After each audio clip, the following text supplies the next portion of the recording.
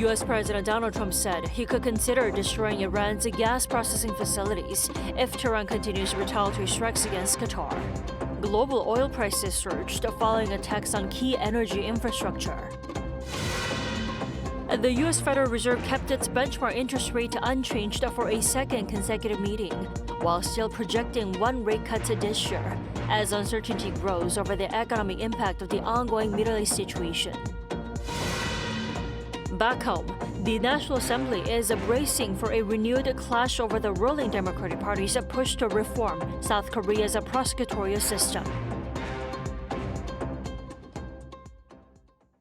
With attacks on energy infrastructure in the Middle East, global oil prices spiked overnight, with experts saying this may worsen if disruptions persist. And as the conflict intensifies, U.S. President Donald Trump warned Iran of further strikes in Qatar. Our An Sung-jin reports. U.S. President Donald Trump has threatened to blow up Iran's gas processing infrastructure if Tehran continues retaliatory strikes against Qatar. In a post on social media platform Truth Social on Thursday, Trump also stated that there will be no more attacks made by Israel on the South Pars gas field. He said that the U.S. had no prior knowledge of the Israeli attack, which contradicts both Israeli and U.S. officials that stated that Washington had been informed of the plan in advance, but was not involved in the operation. His remarks come after Iran retaliated by striking LNG facilities in Qatar, as Iranian President Masoud Pezeshkian warned of uncontrollable consequences that could engulf the entire world. Iranian state media reported that Israel struck gas processing infrastructure at the gas field. The strike marks the first time Israel has directly targeted Iran's energy production infrastructure, having previously limited attacks to fuel storage sites. In retaliation, Iran's Islamic Revolutionary Guard Corps gave a list of imminent attacks on energy facilities in Saudi Arabia, the UAE, and Qatar, urging evacuations. It then launched a missile strike on a major gas-producing area in Qatar. Saudi Arabia's defense ministry also said that it had intercepted and destroyed 4 ballistic missiles launched toward Riyadh. Global oil prices surged sharply after the attacks on energy infrastructure. May delivery Brent crude futures, a global benchmark, jumped above $111 at 4:48 p.m. Eastern Time. April delivery West Texas Intermediate futures climbed to $100 a barrel. Experts warn that the conflict could further disrupt global energy flows, particularly as the Strait of Hormuz faces effective closure. Roughly 20% of the world's seaborne oil supply passes through the strait. An Sung-jin, Arirang News.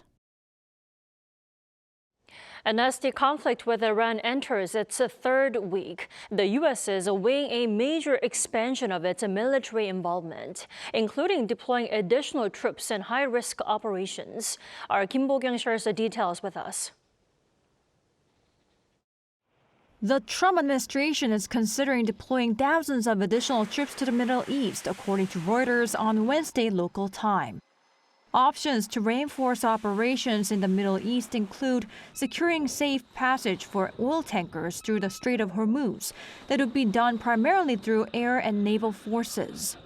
However, according to sources cited by Reuters, securing the strait could also mean deploying U.S. troops to Iran's shoreline. The administration is also discussing sending ground forces to Iran's Karg Island, the hub for 90% of Iran's oil exports. Washington previously carried out strikes on military facilities on the island on the 13th, but military experts reportedly advised that controlling the island could be more strategically advantageous than destroying it. The administration is even discussing the possibility of doing a high-risk operation involving the development of special forces to secure Iran's stockpile of highly enriched uranium. Meanwhile, CNN, citing Israeli sources, reported that Israel carried out airstrikes against Iranian naval forces in the Caspian Sea region. This marks the first strike in the Caspian Sea since the outbreak of the conflict late last month. A reporter for Axios also wrote on X social media that Israel attacked Iranian naval missile boats in the Caspian Sea, targeting more than 5 vessels, citing an Israeli official. Kim Bo-kyung, Arirang News. Now, after claiming he didn't need ally support to secure the Strait of Hormuz, U.S. President Donald Trump appears to continue his pressure campaign with a fresh post on social media. Oh Soo-young has more. US President Donald Trump has renewed pressure on allied countries over the Strait of Hormuz, claiming that those relying on the waterway should be the ones to secure it. Taking the Truth Social on Wednesday, Trump shared a New York Post op-ed titled US Allies Need to Get a Grip, Step Up and Help Open the Strait of Hormuz. In a separate post, Trump speculated what would happen to the vital shipping route if the US finished off what's left of Iran, saying that this may cause some of America's non-responsive allies to move quickly. The message came after several European countries pushed back against his call to send naval support to reopen the strait, which has been effectively shut down by Iran. While Trump had reacted angrily, saying the United States did not need help from NATO or Asian allies like South Korea, Japan and Australia, his latest post suggests he is still trying to pressure partners into involvement. The Strait of Hormuz carries about a fifth of global oil and petroleum products, making it one of the world's most important energy choke points. While less dependent on Middle East energy, the US has long kept naval forces around the Strait of Hormuz to safeguard commercial shipping and support wider Gulf maritime security. If the seaway passage remains compromised, the shock to the global energy market could be severe, with East Asia especially vulnerable. South Korea and Japan rely on the Middle East for about 70% and 95% of their crude imports respectively. Europe would also feel the strain. A prolonged disruption could raise gas and fuel costs for households, while also pushing up costs for fertilizer and other goods tied to energy-intensive production and shipping. Meanwhile, NATO Secretary-General Mark Rutte did not directly address Trump's latest remarks, but indicated European allies are discussing the matter. When it comes to the Strait of Hormuz, I've been in contact with many allies. We all agree, of course, that strait has to open up again. And what I know is that allies are working together, discussing how to do that. What is the best way to do it? They are working on that collectively to find a way forward. As Trump presses allies to do more on Hormuz, Thursday's summit with Japan could become an early test as countries in Asia and Europe weigh the energy and economic costs of a longer disruption in the strait. Young, Arirang News. And the U.S. Central Bank decided to keep interest rates unchanged for a second straight meeting, citing elevated uncertainty from the ongoing Middle East conflict. Lee Seung-ja has the details.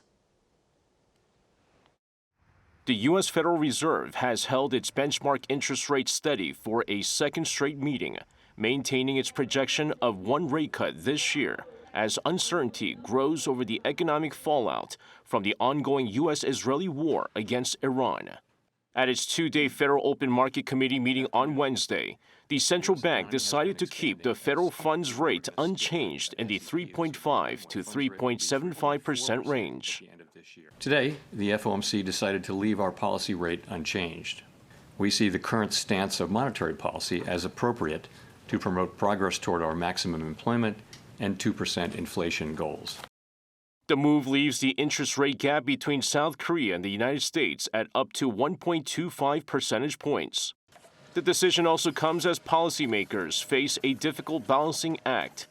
Rising global oil prices are fueling concerns about renewed inflationary pressure, while a weaker U.S. labor market adds to worries about slowing growth.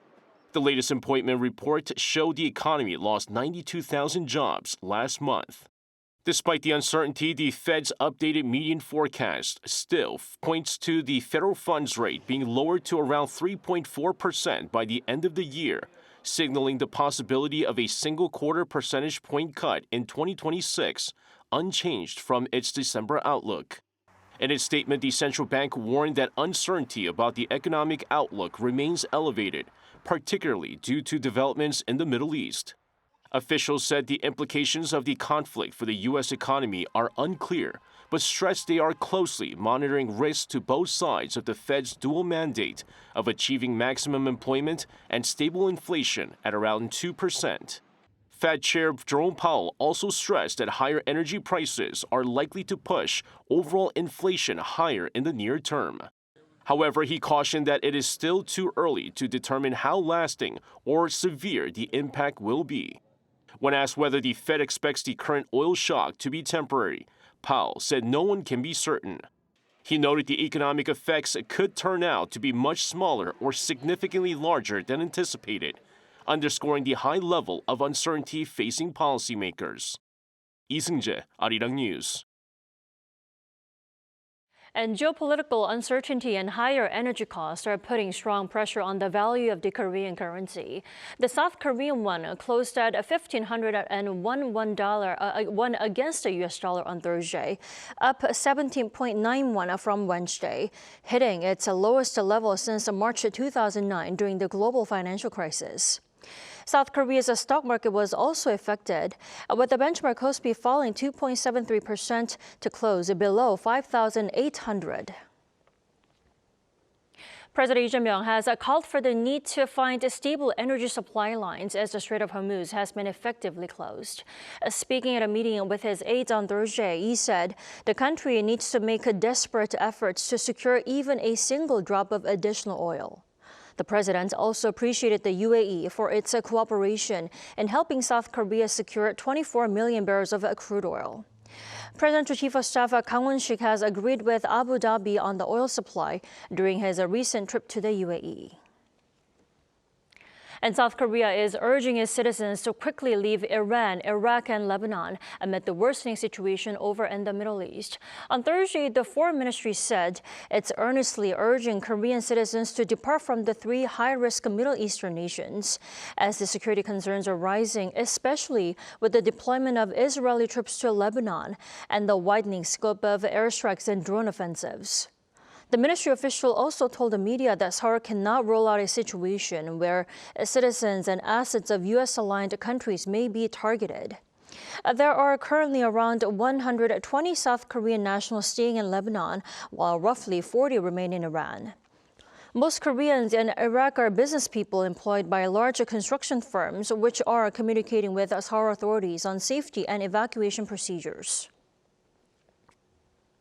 South Korea's parliament has entered a high-stakes showdown, with rival parties clashing over controversial prosecution reform bills now facing a filibuster on the floor.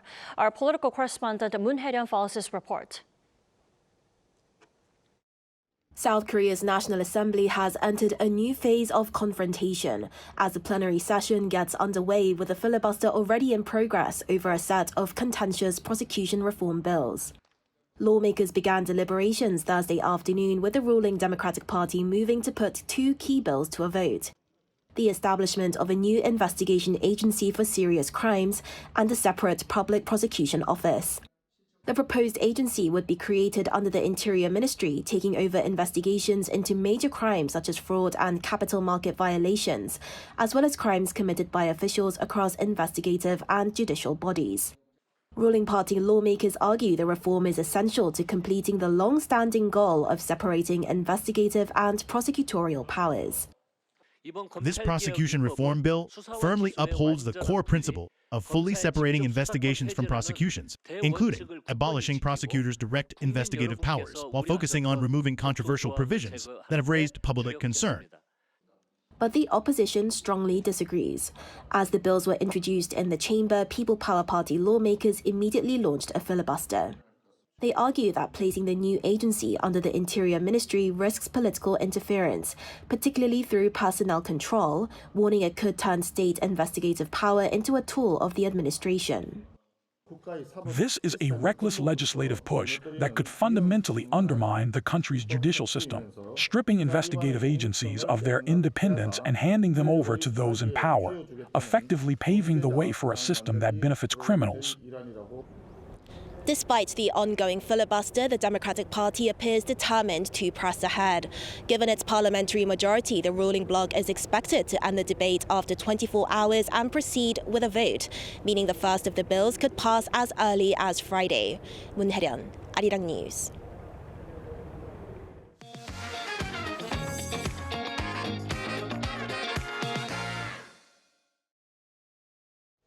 South Korea's annual marriage registrations rebounded to pre-pandemic levels in 2025.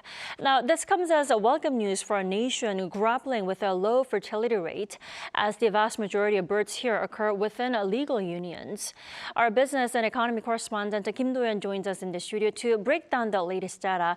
Do-yeon, why don't we start with the numbers? What drove this increase ultimately? Right. Dami, the Ministry of Data and Statistics today released its 2025 marriage and divorce statistics. And the key takeaways are, one, that the number of marriages are now back to pre-pandemic level. Number two, I'm proud to say I helped the number go up. Now, around 240,000 marriages were registered last year. That is an 8.1% jump from the previous year. Divorces, on the other hand, fell 3.3% on year to 88,000. This marks the second consecutive year of significant growth in marriages, effectively snapping an 11-year downward trend. The agency attributes the rise to changing demographics and shifting societal sentiments. There is an increase in the population cohort entering their early 30s. Also, data shows a growing perception among unmarried men and women that they should get married. So we also know that the government and local municipalities have been rolling out various support measures for newlyweds. The question is, has this helped? Now, the agency noted that with so many different policies being rolled out, isolating the exact effect it has on the number of marriages is difficult. However, I visited a local district office that has been actively supporting newlyweds with housing costs. Now, Seochogu District, for example, offers up to 3 million won to help cover interest payments a year on jeonse housing deposits for total deposits under 700 million won or smaller than 85 square meters. Around 40 couples received this assistance last year, and the district office began taking new applications just this week for this year. Now take a listen to an administrator there. Those who receive the support always express their gratitude. They frequently tell us that they hope programs like this, along with the eligibility criteria, will be expanded further in the future. Now, Doyeon, I cannot stress enough how this is important for South Korea as the country deals with a serious demographic crisis. What does the government have to say about this? Right, in South Korea, marriage and childbirth are virtually synonymous because out-of-wedlock births are extremely rare. Because of this, the marriage rate serves as the most reliable leading indicator for future births, which is why government policies focus heavily on boosting marriages. Thanks to this accumulated surge in newlyweds, South Korea's fertility rate rebounded to 0.80 in 2025. The agency highlighted that this is not a short-term spike, but a massive accumulation over a sustained period. Marriages grew consecutively for 8 months, starting in August 2022, and again for 21 months from April 2024 to December of last year. This continuous upward trend is highly meaningful. We can view this massive, accumulated increase in marriages as the #1 reason behind the rising fertility rate. Demographic experts project this positive trend will likely hold until around 2027 because the structural advantage of what's described as the eco-boomer cohort remaining in their early 30s will last until then. However, once that generation goes out of their prime marrying years, the population pool itself will shrink drastically. Experts stress that the government must use the next couple of years to implement sweeping structural reforms, specifically addressing housing affordability and quality jobs before this demographic tailwind disappears. Right, Doyeon, before I let you go, now looking deeper into the latest data, there were some interesting shifts in relationship dynamics. Tell us more about that. Right. For the first time on record, the proportion of first marriages where the wife is older than the husband surpassed 20%, reaching 20.2% in 2025. This is a departure from the traditional model of Korean families. In a traditional patriarchal society, men primarily handled the economic responsibilities. Now, those traditional patterns are breaking down, which likely influences this trend. Lastly, looking at international unions, marriages between South Koreans and foreign nationals stood at 21,000 last year. While the overall figure remained relatively flat, edging down just 0.3% from the previous year, there was a notable spike in Korean-Japanese couples. Marriages between Korean men and Japanese women jumped 26.1%, while unions between Korean women and Japanese men rose 29.3%. All right, that was the data, marriage data for 2025. Do keep us posted for the new year 2026. Thank you, Doyeon.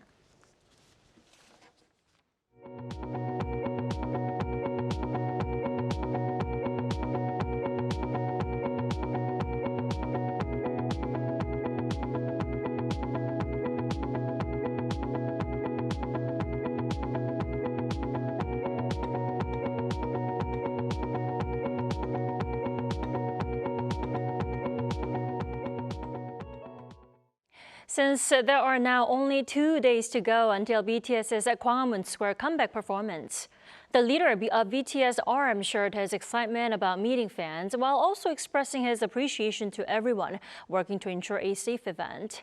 On the official fan community Weverse, RM thanked the authorities ahead of the performance. He also called it an honor to perform at Gwanghwamun Square and asked the fans to prioritize safety, as more than 22,000 people are expected to attend. Now, BTS will release their 5th full-length album, Arirang, on the day before the free live comeback event on the 21st. As fans around the world await BTS's return, the title of their upcoming album is sparking renewed interest in the Korean word Arirang, which also happens to be the name of the station you're watching right now. Our Jung Hae-rim tells us more. The countdown to BTS's return is almost over, but as the hype builds, the album's title, Arirang, is drawing attention. For international fans, this single word is sparking curiosity. Arirang? I don't know if that's how you pronounce it.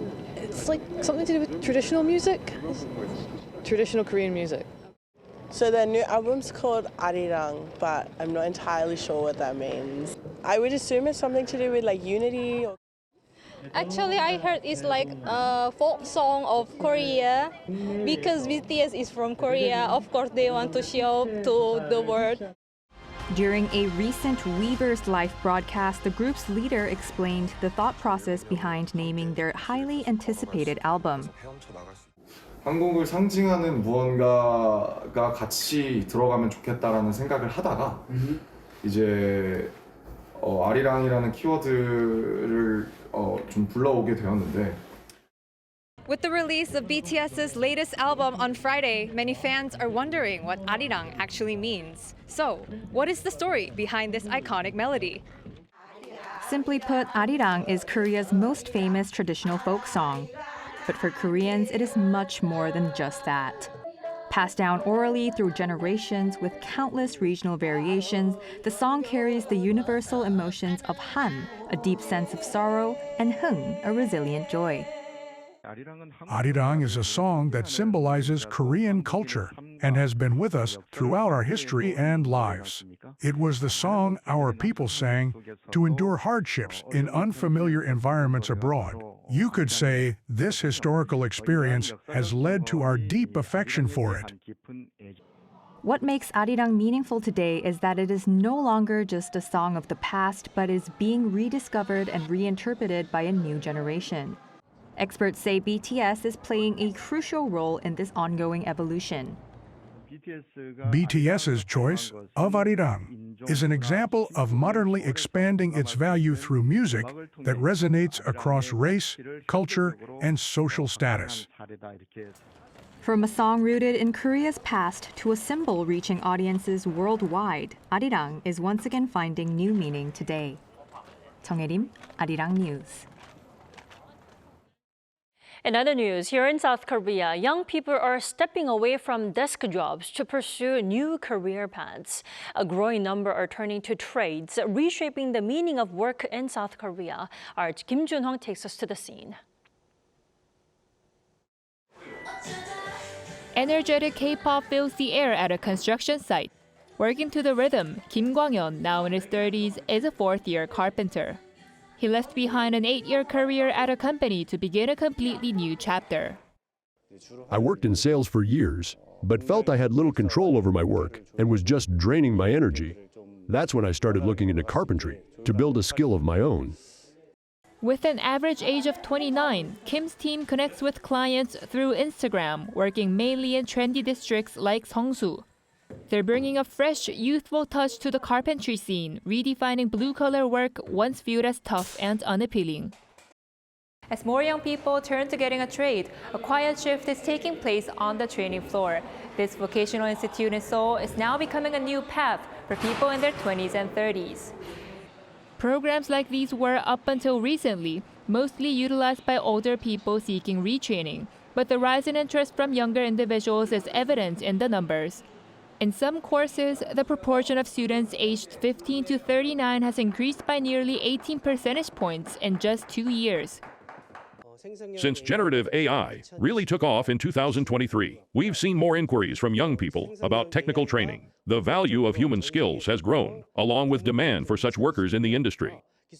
When asked why, many young people here did, in fact, point to artificial intelligence. I worked at a design company, but after AI emerged, my role shrank noticeably, making me question the sustainability of my career. So I chose welding, as it's harder to replace and a skill I can carry for life. As the world changes at a rapid pace, young people are carving out new paths. The trend goes beyond personal choice, pointing to underlying dynamics in the labor market. Jobs in South Korea have become fragmented under a dual labor market, adding to overall instability. Blue-collar work, by contrast, is emerging as a more stable option. Labor is not just about earning a living, but about finding meaning and self-realization. In that sense, blue-collar work holds long-term sustainable potential. Defined by their boldness and the will to pave their own path, younger workers are taking steps to transform the future of labor. Kim Junong, Arirang News. Amid a rapid technological growth, a global forum exploring sustainable development strategies for medical tourism and related industries has opened in Seoul's Gangnam district. Our Cho Young-eun has this report. Hosted by the Ministry of Health and Welfare and the Korea Health Industry Development Institute, Medical Korea 2026 is being held under the theme AI-powered global healthcare, bringing the future and the world closer.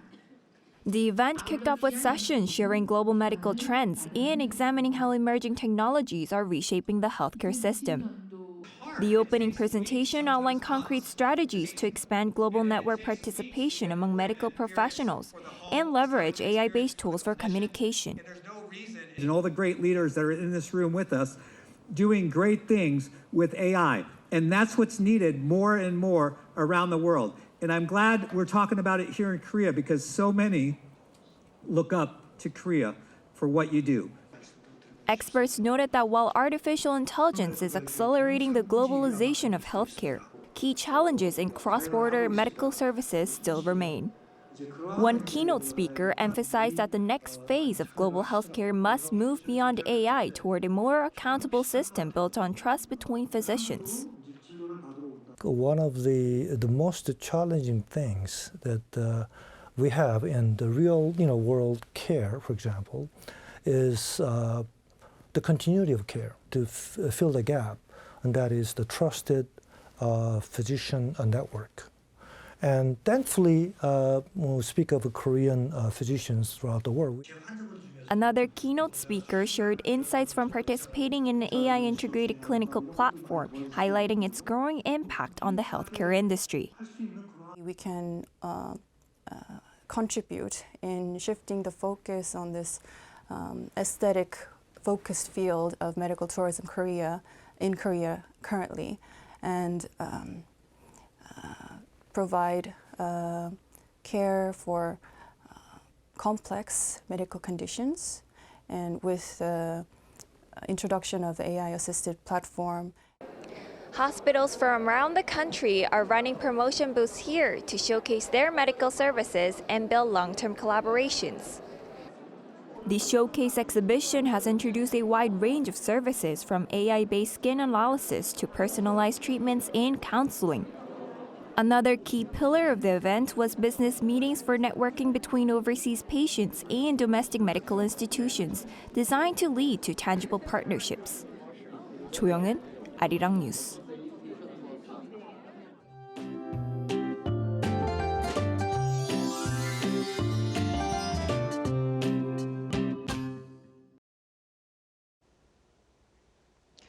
It was a day with large temperature swings across the country. For now, morning temperatures will stay below freezing in inland areas with a big day-to-night temperature difference.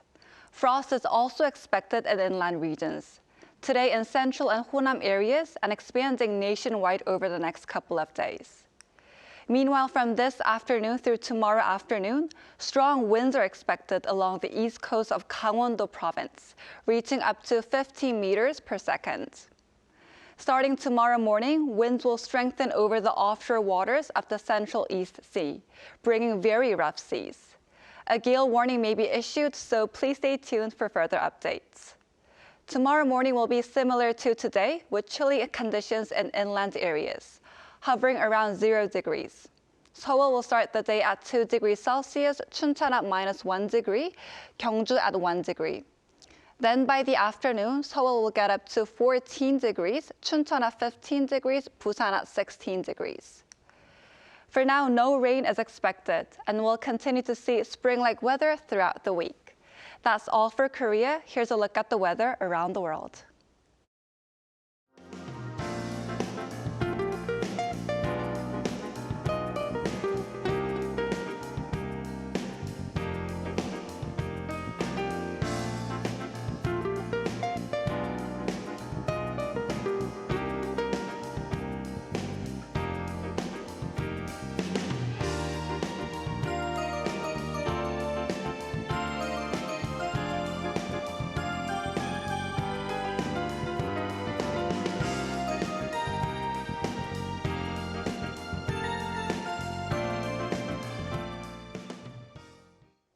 That's all we have for tonight. I'm Kim Dami. From all of us here at Arirang, thank you for watching and good night.